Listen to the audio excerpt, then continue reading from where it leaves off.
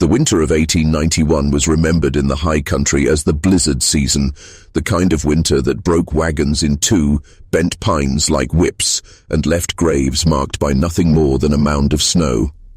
It was not a season for the weak, nor for the unlucky, and yet it was in that white and endless cold that a girl was left behind. Her name, though he did not yet know it, was Clara. She had been traveling with a wagon group bound for Idaho, a handful of families pushing their way west in search of new farmland.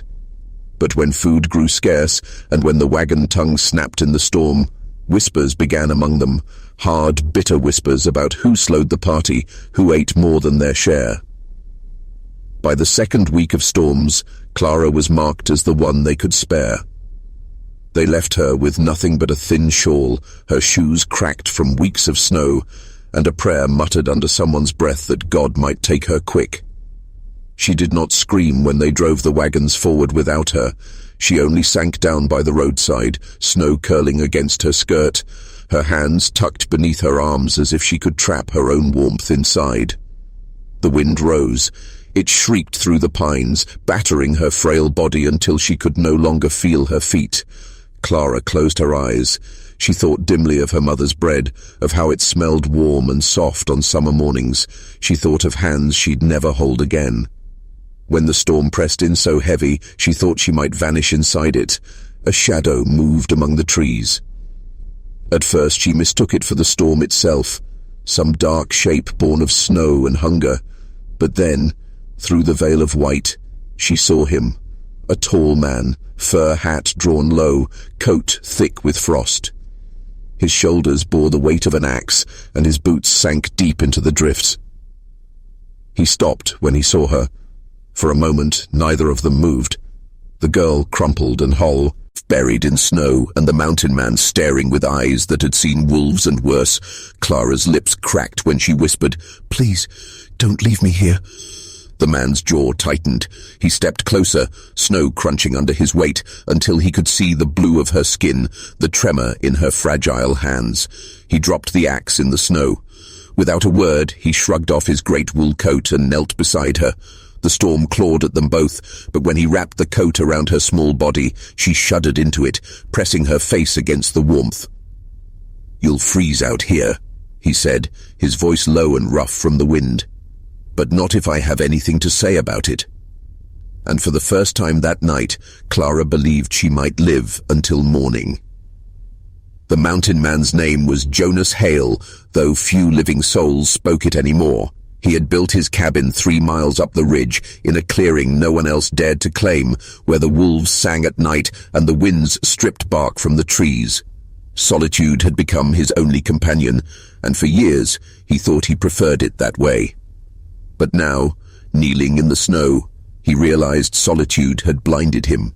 He had nearly walked past the girl, nearly let the storm swallow her, and had he done so, she would not have seen another hour.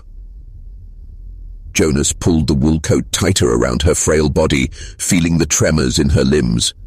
She weighed next to nothing, as if the storm had already hollowed her out. He touched her cheek. It was cold as river stone. "Stay awake," he muttered. "Don't you dare sleep yet." Her eyes fluttered open, blue eyes ringed with frost. She tried to speak, but no sound came, only the rattle of frozen air. Jonas knew the signs. If he didn't get her moving, didn't get her to fire and shelter, she would be a body before dawn. He slid his arms beneath her and lifted her up. She gasped softly, a sound of pain or fear, but clung to his shirt as though he were the last branch above deep water. Jonas gritted his teeth against the weight. She was light, yes, but the snow was heavier than iron, dragging at his boots, and the wind clawed at his face like talons. Every step back up the ridge felt like a fight with death itself. The path was half buried now. The trail he had cut earlier nearly vanished under fresh drifts. His cabin lay 3 miles north, 3 miles through white fury and silence. His legs burned. His breath came in ragged bursts, steaming in the air, frosting his beard until it was stiff with ice. "Don't quit on me," he growled, half to himself, half to the girl whose head lolled weakly against his chest. "You've still got fight left." The blizzard howled louder, as though to argue. Trees bent under the weight of snow, branches snapping like gunfire around them. Jonas pressed on, bowing his shoulders to the storm, shifting her weight so he could keep his balance. At one point, his boot slipped on a hidden patch of ice.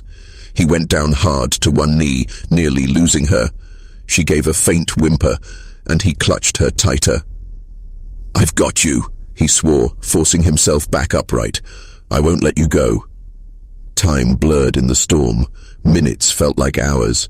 His arms ached, his back screamed, but he would not stop. The ridge was steep, the snow waist-high in places, yet he pushed through it, leaning into the wind like a man carrying the world itself.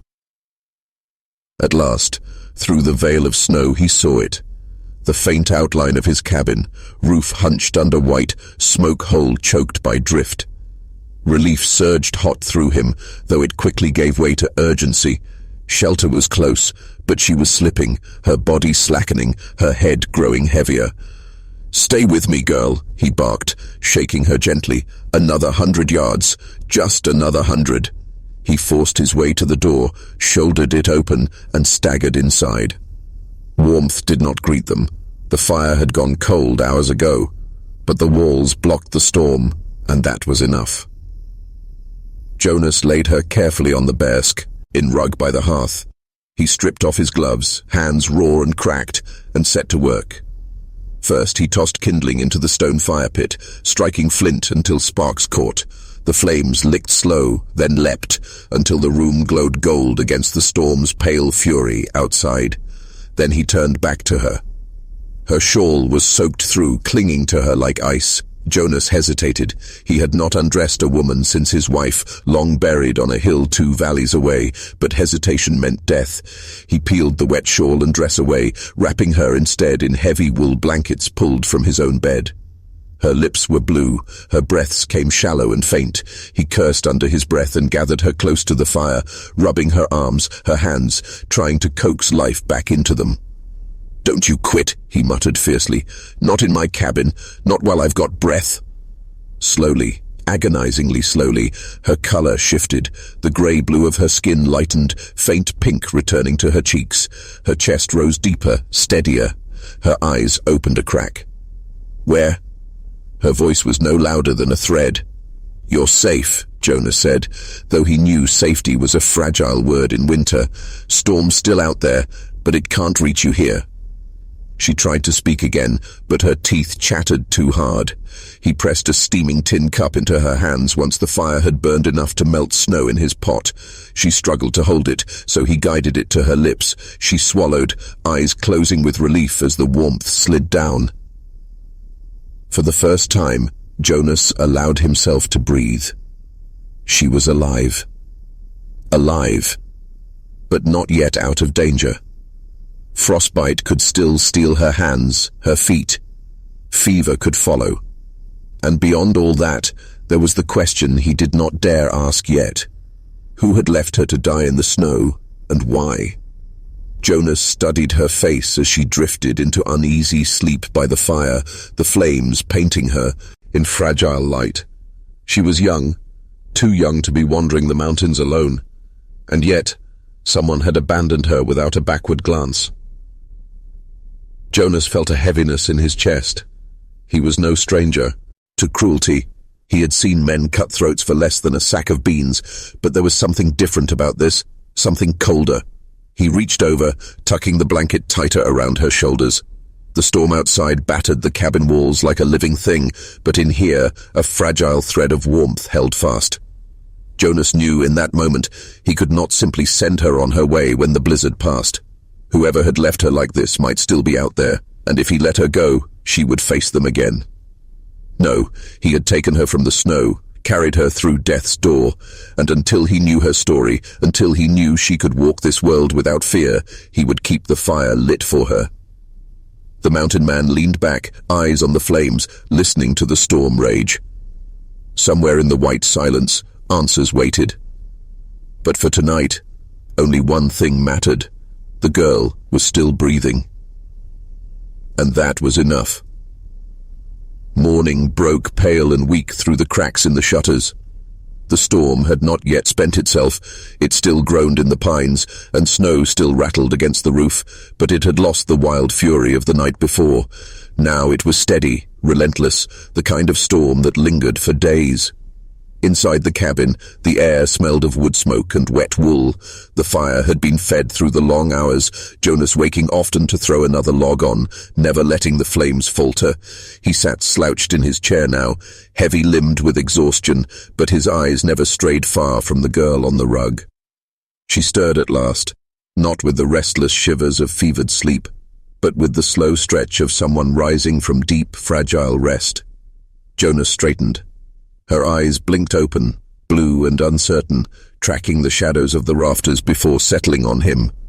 For a moment, fear flared there, a flash of startled prey caught in a snare. She tried to push herself up, only to sink back with a soft cry. "You're all right," Jonas said quietly, lifting a hand as though gentling a skittish horse. "You're in my cabin. Fire's warm. Food's near. You've nothing to fear here." She studied him warily, lips pressed tight, as if weighing those words. Her hands clutched the blanket close at her chest.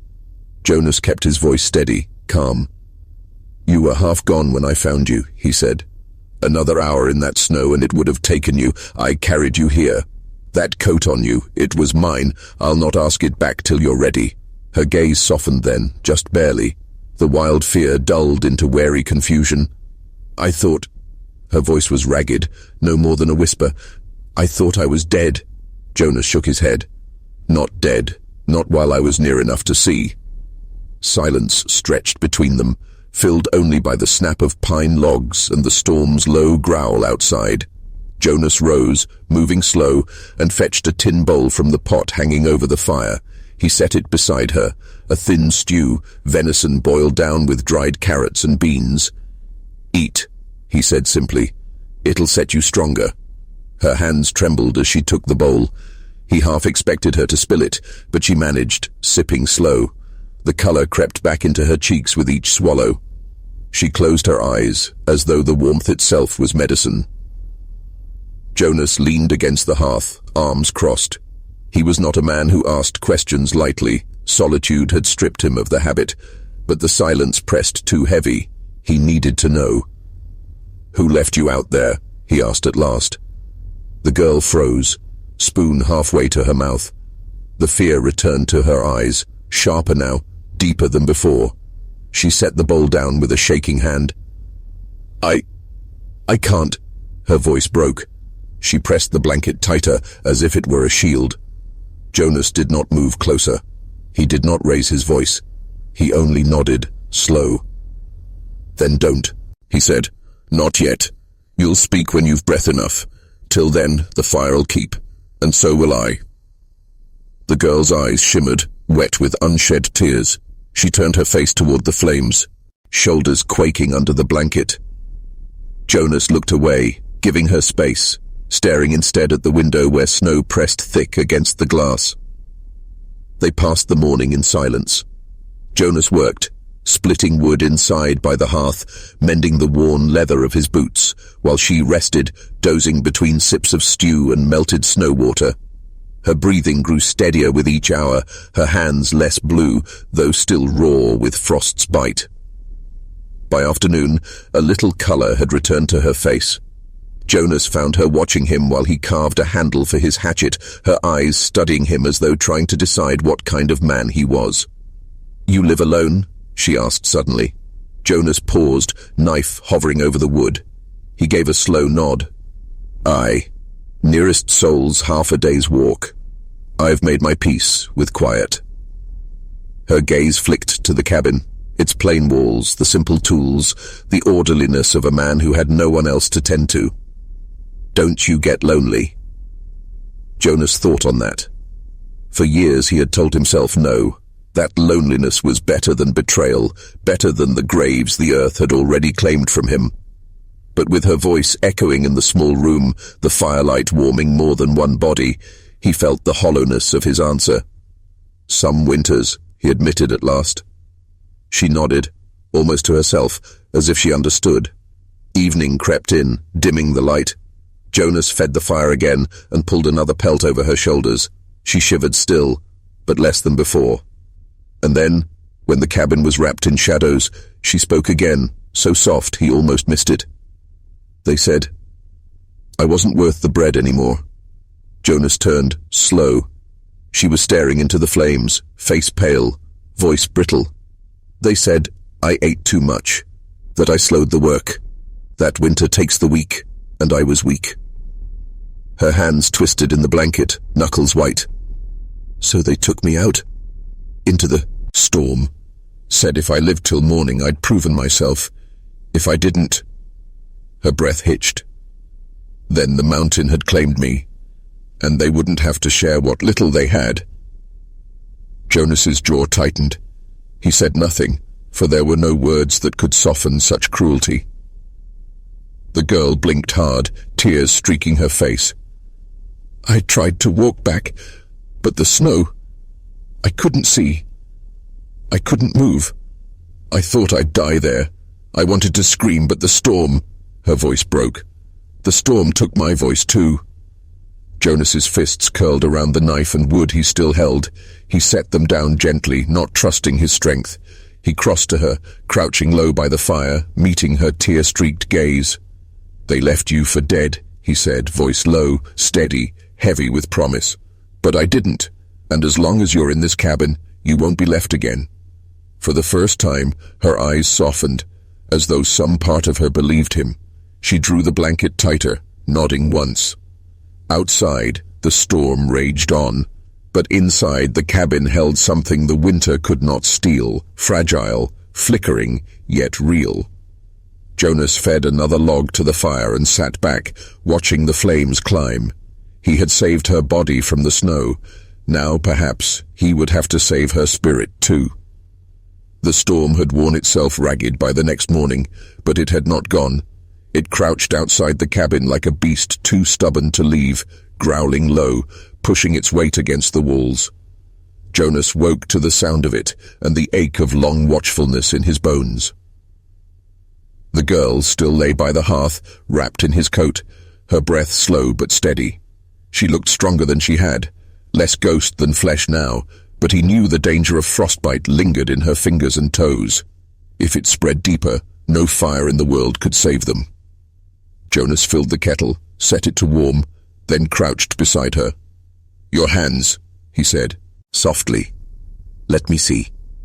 She stirred, blinking up at him. At first she drew the blanket tighter, clutching it like armor. But Jonas waited, patient as stone. At last, she pulled her trembling hands free. The sight twisted at him. Her skin was cracked, raw, reddened with frost. The nails had gone white, some tipped with bruised purple. She bit her lip as though ashamed of them. Jonas shook his head. "Nothing to be ashamed of. Cold does this to the best of us." He dipped a cloth into the steaming water, wrung it out, and began gently pressing it against her fingers. She flinched, a hiss of pain escaping her teeth. "I know," he murmured. "Hurts some before it eases, but warmth has to come back slow. Too quick, and it'll tear at you worse." Her eyes glistened, but she nodded. She held still, letting him work. He moved from one hand to the other, steady, careful, wrapping them after with strips of soft flannel torn from an old shirt. When he finished, he sat back, rubbing the ache from his own knuckles. She studied the bandages, then lifted her gaze to him. "You've done this before," she said quietly. Jonas's eyes flickered. A memory. Another winter. Another pair of frost-bitten hands he'd held, smaller still, belonging to someone long buried beneath the mountain's frozen earth. He set his jaw. "Once or twice," he answered, voice rough. The girl didn't press. She seemed to know when not to ask. Later, Jonas fixed breakfast. Thick slices of cornbread fried crisp in a pan, with the last of the deer meat stewed into broth. She ate slow, savoring each bite like someone who had known true hunger. He didn't push words into the silence between them. Sometimes silence healed faster than speech. But as the day wore on, the quiet became heavy. The girl sat staring at the fire, her bandaged hands folded in her lap, her eyes far away. Jonas recognized that look. He had worn it himself, eyes turned inward, replaying ghosts. "You've a name?" he asked finally. She blinked, as though startled to be remembered. Then after a pause, "Clara." Jonas nodded once. "Clara, suits you." Her lips twitched as if she might smile, but it didn't quite reach her face. "And yours?" she asked. "Jonas." The syllables felt heavier, spoken aloud. He hadn't said his name to another soul in months. "Jonas," she repeated, testing it, as though names themselves were anchors keeping her from drifting back into the storm. The hours passed. Jonas worked at his usual chores, splitting kindling, patching the hole in a boot sole, sharpening his knife, but his eyes kept straying to Clara. She moved little, but when she did, it was with that same fragility, as though her body had forgotten strength. By dusk, the storm had quieted some, a soft hiss instead of a roar. The cabin felt less like a ship in a gale and more like a fortress. Jonas added another log to the fire, watching the sparks leap. "You'll need more than food to mend," he said, not looking at her. "You'll need walking, stretching, else your legs will forget how to carry you." Clara's face tightened. She shook her head. "I can't. Not yet." Jonas turned to her, his voice steady. "Not far, just across the floor. You'll lean on me." Fear flickered in her eyes again, not of him, but of failing, of proving right the voices that had cast her out. Jonas recognized it. He had known that fear himself years ago when the world had stripped him bare. He rose, crossed to her, and held out his hand. "Come on." She stared at it. Then, slowly, she set her bandaged fingers against his palm. He drew her up, steadying her as her legs trembled beneath her. She gasped, the effort racking her, but Jonas's arm was firm around her shoulders. "One step," he murmured. "That's all. Just one."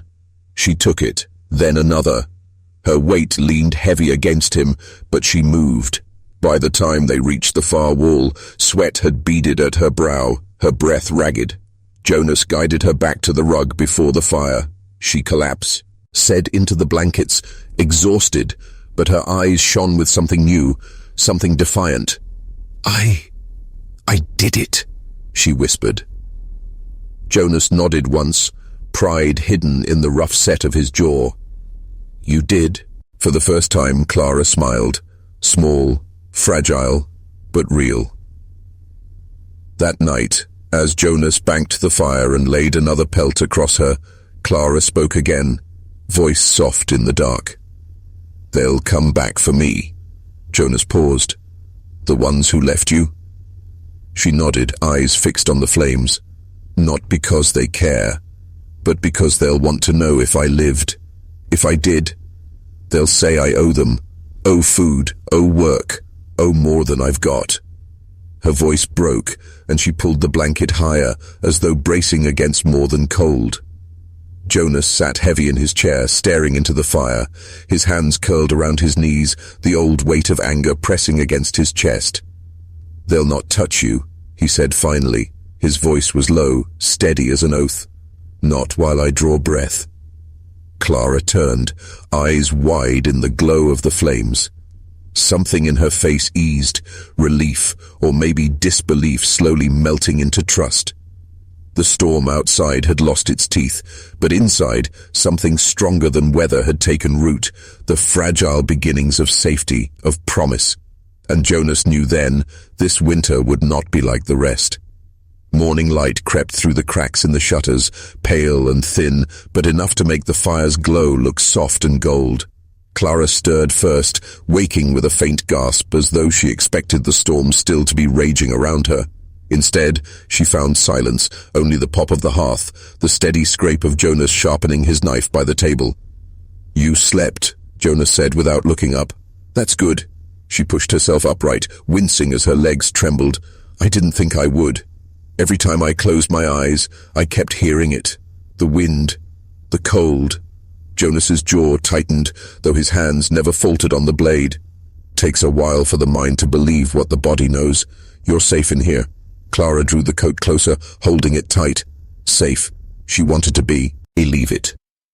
Jonas rose, set the knife aside, and went to the door. He lifted the bar, cracked it open. A breath of air swept in, sharp and biting, carrying with it the clean smell of snow. Outside, the world was buried under white, trees bowed with heavy branches, drifts piled high against the fence, no tracks, no movement, only the stillness of a land reset. Storm's near done, Jonas said. Means we'll need wood. More water too. Clara's gaze flicked to the door, then to her hands. I can help. Jonas studied her for a moment, then he shook his head. Not yet. You'll heal faster with rest. Let me carry the weight for now. Her mouth pressed into a thin line. She wanted to argue, but she didn't. Instead, she watched as he pulled on his heavy coat, slung the axe across his shoulder, and stepped into the snow. The cabin felt too quiet without him. Clara sat by the fire, listening to the way it crackled, to the faint creak of the logs settling in the walls. Every now and then, the silence seemed to deepen as though holding its breath. She found herself glancing at the door, waiting for the crunch of boots returning. When at last it came, relief flooded her. Jonas entered with arms full of wood, his beard frosted white, his breath rising in clouds. He stomped the snow from his boots, stacked the logs near the hearth, and set the axe aside. Cold bites harder after the storm, he muttered. Tries to make up for what it lost. He set a pot of snow to melt over the fire, then caught her watching him. What is it? Clara hesitated. I thought maybe you wouldn't come back. Jonas's brows drew low, but not in anger, more like sorrow. He crouched by the fire, laying a log into the flames. Storms have taken folk from me before, he said quietly, but I don't go giving myself to them easy. Clara lowered her gaze, fingers tightening on the blanket. She didn't ask who he meant. That evening, Jonas showed her how to stretch her legs again. He set a chair near the hearth and had her hold its back while she pushed herself upright, wobbling, then lowering again. Each time she faltered, his hand was there, steady and sure. Strong roots take time, he told her, but once they're set, they'll hold. She smiled faintly through her effort. You speak like the trees. Jonas shrugged. Lived among them long enough. When she finally sank back into the blankets, sweat damp on her brow, she looked up at him. Thank you. You don't have to do this. His eyes held hers. No one deserves to be left to the cold. For a moment, silence stretched between them, filled only by the fire's hiss. Then Clara whispered, They told me I did. Jonas felt the words like stones in his chest. He wanted to ask, wanted to know what cruelty had cast her out. But the look in her eyes stopped him.